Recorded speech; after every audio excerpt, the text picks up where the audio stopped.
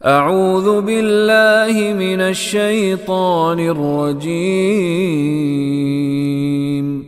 بسم اللہ الرحمن الرحیم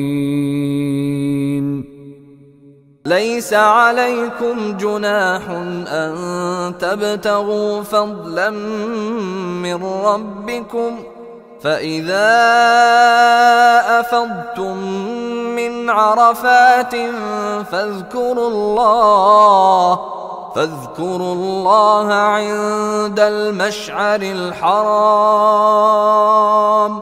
واذكروه كما هداكم وإن كنتم من قبله لمن الضالين لیسا علیکم جناح ان تبتغوا فضلا من ربکم، لیسا نہیں ہے علیکم تم پر جناح، جناح گناہ۔ ہم نے پڑھا تھا کہ اگر پیش کے ساتھ آ جائے تو یہ گناہ اس کے معنی ہوتے ہیں، زبر آ جائے تو اس کے معنی ہوتے ہیں مائل ہونا۔ لیسا علیکم جناح تو نہیں ہے تم پر کوئی گناہ، ان تبتغوا، ان کے تبتغوا، ابتغاء یبتغی ابتغاءً چاہنا، فضلاً کوئی فضل، من ربکم اپنے رب سے۔ لیسا علیکم جناح ان تبتغوا فضلا من ربکم، اگر حج کے ساتھ ساتھ تم اپنے رب کا فضل بھی تلاش کرتے جاؤ تو اس میں کوئی مضائقہ نہیں ہے، یعنی جب آپ سفر کر رہے ہیں ساتھ تجارت بھی کرتے جائیں، اور جب حج پہ پہنچ جائے وہاں بھی بہت رش ہوتا ہے، وہیں سے چیزیں لے کر وہیں پر بیچ رہے ہیں، آپ تجارت کر رہے ہیں، تو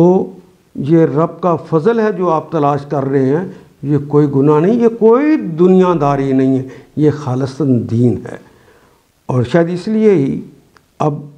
سعودی عرب میں غیر ملکی اگر جا کے کوئی کاروبار کرنا چاہے تو نہیں کر سکتا، لیکن اس موسم حج کے اندر اگر حاجی اگر وہاں پہ جا کے حرم کے اندر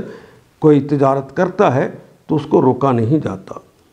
لیسا علیکم جناح ان تبتغوا فضلا من ربکم فاذا افضتم من عرفات، پس اذا جب افضتم، افادا یفید افادتاً، کسی چیز کا مکمل کر کے واپس ہونا، تو یہاں مراد ہے عرفات سے جب تم واپس پلٹو، فَإِذَا أَفَضْتُمْ جب کام مکمل کر کے واپس پلٹو، من عرفات عرفات سے، فَاذْكُرُوا اللَّهَ، فا کا مطلب پس، اذکر تو ذکر کرو، واو الف جمع کی علامت تو یاد کرو، اللہ اللہ کو، تو اللہ کا ذکر کرو، عند المشعر الحرام، عند پاس، مشعر، مشعر ہم نے پہلے بھی پڑھا ہے، شعیرہ نشانی کو کہتے ہیں، مشعر الحرامی حرمت والے نشانی کے پاس، مراد ہے کہ مزدلفہ میں یہاں پر تم اللہ کا ذکر کرو، وَاذْكُرُوهُ، وَاذْكُرُوهُ اور ذکر کرو، یاد کرو، ہو اس کو، کما ہداکم جس طرح اس نے تمہیں ہدایت دی ہے، جس طرح تم اپنے آباء و اجداد کو یاد کرتے ہو اس طرح نہیں، ان سے بڑھ کر۔ ان کنتم، واو کا مطلب اور، ان کا مطلب اگر، تم تھے، من قبل ہی، من سے، قبل ہی اس سے پہلے، لامن الضالین لام کے لیے، من سے، الضالین یعنون تو جمع کے لیے علامت، اور دار اور مدل کہتے ہیں گمراہ کو جس نے اپنی راہ گم کر دی ہو۔